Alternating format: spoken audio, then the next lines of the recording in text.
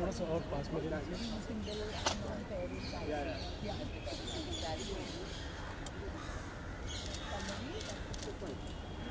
Thank you so much for coming. Not at all. Yes. So happy. It's really helpful. I know I'm not to see the full It was fabulous. I've seen it for the first time. I loved it. Yes. It's my first time. Yeah, that's what.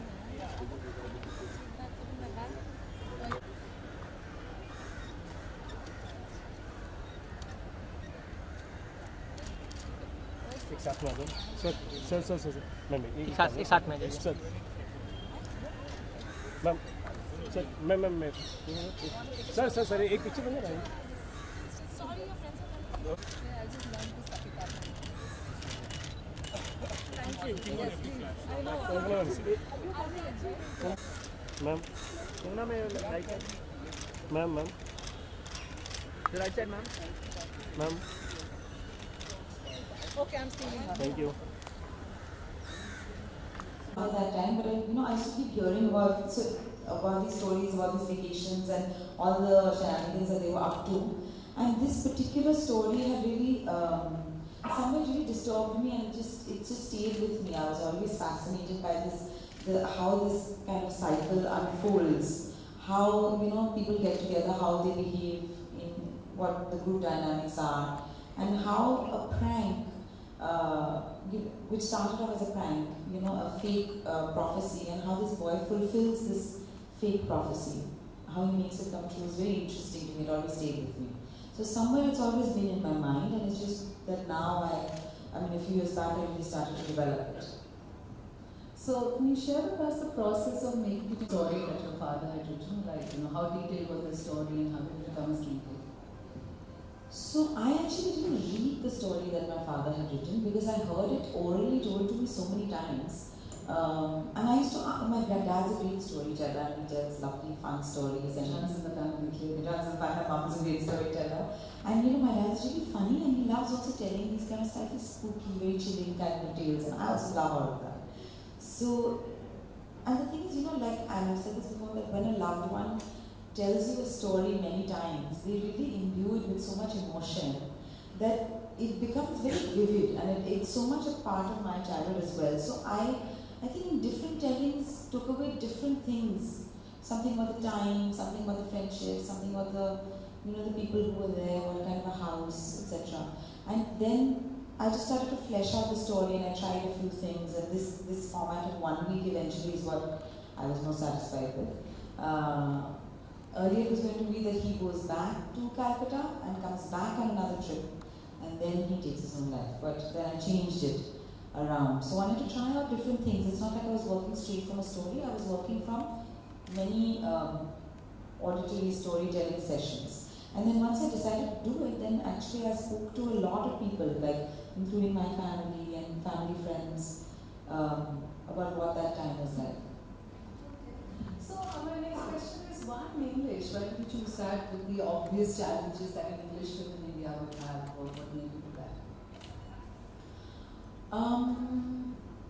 Well, firstly, the characters are such that they would, I think, largely speak English. But also, in India, I think like all of us speak at least 3 languages a day. Sometimes you don't even know when I'm speaking, because you just know when you have to speak what. It's given.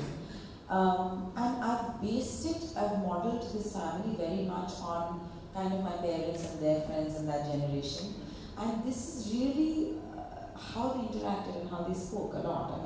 So when Tilottama's character Bonnie is with her mother-in-law, Tanuja's character, she speaks in Bengali because those 2 women happen to be Bengali. But Tanuja is married to Om Puri, and he's not a Bengali. Their son is Gulshan. He's probably gone to these army schools all over. So he studied Hindi. But that's how we are. That's how we can all speak different languages. And it seemed like these people would speak, I think, largely in English, but there is also Hindi and Bengali little around me in the film. No, but I'm just focusing on the craft a little more. So, the challenges of doing English on the Hindi screen, because more often than not it happens that, of course, we're speaking in English and we're even thinking in English, right, and writing in it. But when we are enacting it on screen, it tends to get a little theatrical. You know, it tends to be a little stilted. So did that sort of not, fail you off? I think that some films can pull it off. I'm not saying that mine did, but I'm saying that some films do pull it off. And I think it's also because we're not used to hearing it. You know, we have no problem with an American accent or an English accent. Nowadays, we even follow a little bit of an Irish accent. But we are not used to hearing Indian English as much. And many times, there are also certain actors who are a little more stilted. So some of the language was actually changed as per the actors. There was, sometimes we tweaked it according to what sounds right in whose mouth. But I think we are not used to hearing it, I suppose. How did you? Yeah. Actually, that was one of the most fun aspects of the film, was just creating this world visually. And we had a great production designer, Siddharth Sirohi, and his team. We had a huge advantage in that we were able to shoot in McCluskey actually. I don't think any full feature film has been shot there before. I think some Bengali films may have had some outdoor sequences shot there back in the 70s, but not really shot there extensively.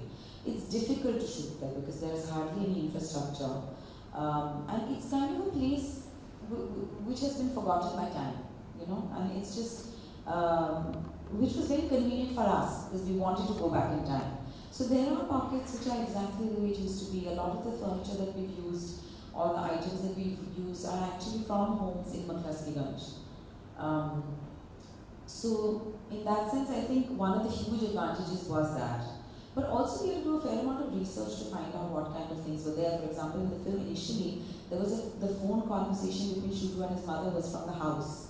But then we realized that even though in 78 there may have been some telephones in the cities, there wouldn't have been in McCluskeyganj. So we had to write about the telegram and the post office, which then was so fun, and it was just another location that we could go to and show, all of that. And that was, I think, a real post office over there. So it was really fun to do that. One had to do lots of research and a lot of talking to people. I just wanted to know something about the casting. If you could tell us about how you went for casting this ensemble, interesting ensemble. Yeah. And Anglo-Indians and some other people cast. I wish we had been able to use another Anglo-Indian. I think the only Anglo-Indian lady we have there is actually Kitty, whose name is Kitty. She's like the most famous person, Kitty Chaksera is the most famous person in McCluskeyganj. There's a book on McCluskeyganj with her on the cover. She's the most famous resident. She is, when they go to Brian's house for that picnic lunch outside, the lady who's working there who licks the spoon. Okay. That's Kitty Chaksera. What the others? Yeah, but the others, so I always knew that I wanted Vikrant Massey for Shutu because I had seen him in Ludera and he really stayed with me, his performance. And I remember being struck that, this is somebody who's so good and who's so underused. So, and then he worked in Alankrita Srivastava's fantastic Lipstick Under My Burqa as well. So she had told me as well that he's very good. So I knew that I wanted him. I knew I wanted Ranveer Shori for Vikram's character as well because I thought he would do it very well. Because not only would he be able to project that level of machismo or bravado, but he would also be able to bring, I think, some vulnerability to it, or at least a sense of an appealing quality within that. But I also had a great casting director, Hani Shehan, who was also one of the producers, who actually suggested Tanuja to me, which was just an amazing call. That was just brilliant. Inspired casting, yeah. Because, and that character is modeled on my paternal grandmother, who was also very similar. Thin, not necessarily very typically grandmotherly, and smoked, and was just more, not a very conventional kind of grandmother. I tried, in fact, to make the women not very conventional as much as possible. So Tanuja was great casting, and then he also suggested Gulshan and Kalki. He helped me find Gulshan and Kalki as well. Tilottama again, I knew I wanted from the beginning.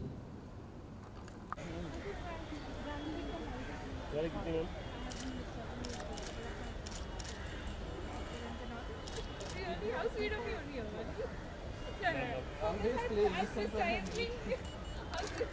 That's sweet, I guess. No, regarding Ramu and Vishnu and ये कैसे वहीं बैठ जाएंगे कि candy play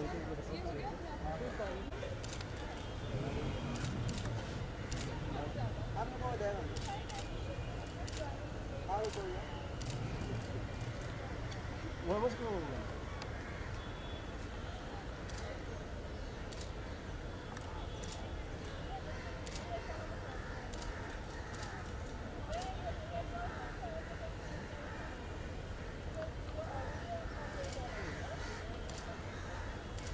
studio में ले लो studio में ले लो जैसे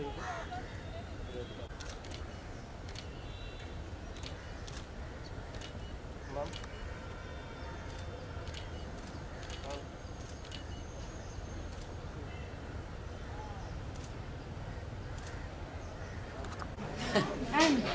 and the Indian. योगेश थोड़ा बूम आगे ले. I'm so pleased that Death in the Gunj could participate in this India and the World Film Festival. I've been hearing wonderful things about it. I have to come and, I mean, some films I've seen, some films I'm looking forward to watching very much. I'm glad that the Death in the Gunj was chosen for this festival. I think the audience who came to watch the film also were, open to different kinds of content and happy to see things which are not necessarily, very mainstream or very conventional. And so they were open-minded about that, and I had a great interaction post the screening with the audience, which was great. Anything specific about you and Anuradha's association working together? Last question. Okay, let me just enter in this. So first and foremost, this is really the first time I met the beautiful Kamala Sen Sharma in person. And the conversation that we had right now inside the auditorium was post the screening of A Death in the Gunj. And Kalpana here shared a lot of her journey about the film with us. And I'd just like her to say, something for you out there, that what was the one takeaway from being a director? Something that you spoke about even earlier, from actor to director. What was that one takeaway? Do share with us. As I was saying earlier inside also that I think it's the way you view your material. I think that the ownership that you feel with the material, with your work. I think with an actor, it's it's limited to the part. It's not limited. You can make it as big as you want it to be, but it's just ownership is over your role really. And I feel like when I was behind the camera and I was directing this film, I really felt the ownership of the whole world of McCluskey, the whole world of the characters and the people and the places where they come from, which is very liberating. It's very creative. It's very exciting because you have this you're playing with so many things, so many different elements. So that was really fun. Thank you very much.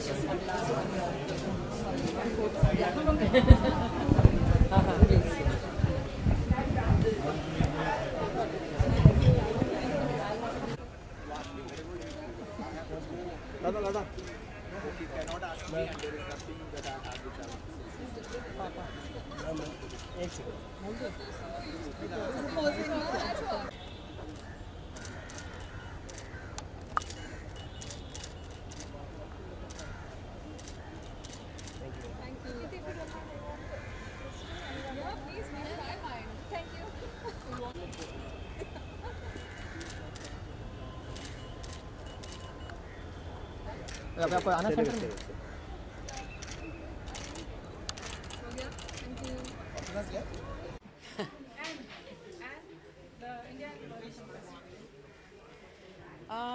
I'm so pleased that Death in the Gunj could participate in this India and the World Film Festival. I've been hearing wonderful things about it. I have to come and, I mean, some films I've seen, some of the films I'm looking forward to watching very much. I'm glad that the Death in the Gunj was chosen for this festival. I think the audience who came to watch the film also were, open to different kinds of content and happy to see things which are not necessarily, very mainstream or very conventional. And so they were open-minded about that. And I had a great interaction post the screening with the audience, which was great. Anything specific about you and Anuradha's association working together? Last question. Okay, you are. Yeah. We just Yeah. went in this. So Hell. first and foremost, this is really the first time I met the beautiful Kangana Singh Sharma in person, and the conversation that we had right now inside the auditorium was post the screening of A Death in the Ganj. Yeah. And Kangana here shared a lot of her journey about the film with us, and I just like her to say, something for you out there. That what was the one takeaway from being a director? Something that you spoke about even earlier, from actor to director. What was that one takeaway? Do share with our audience. Well, as I was saying earlier inside also that I think it's the way you view your material. I think that the ownership that you feel with the material, with your work. I think with an actor, it's it's limited to the part. It's not limited. You can make it as big as you want it to be, but it's just ownership is over your role really. And I feel like when I was behind the camera and I was directing this film, I really felt an ownership of the whole world of McCluskey and the whole world of the characters and the people and the places where they come from, which is very liberating. It's very creative. It's very exciting because you have this you're playing with so many things, so many different elements. So that was really fun. Thank you. Thank you.